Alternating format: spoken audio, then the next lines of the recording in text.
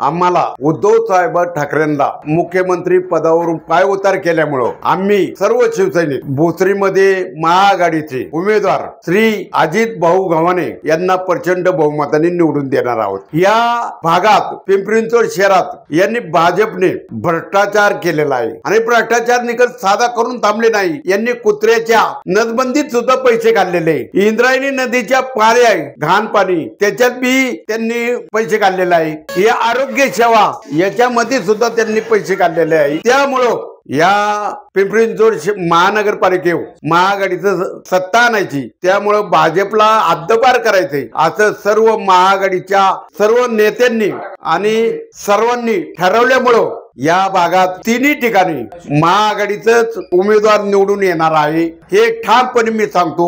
आणि तुम्ही म्हणत असाल की यांनी 10 वर्षे काय केलं, 10 वर्षात भ्रष्टाचार सगळं यांनी केलेल्यामुळं, त्यामुळं आम्ही सर्व शिवसैनिकांनी ठरवलेलं आहे की आपल्याला तिकीट न मिळाले सुद्धा तरी आपण महाआघाडीचं काम करून आपल्याला अजित भाऊ गव्हाणे यांना प्रचंड बहुमताने विजय करायचे।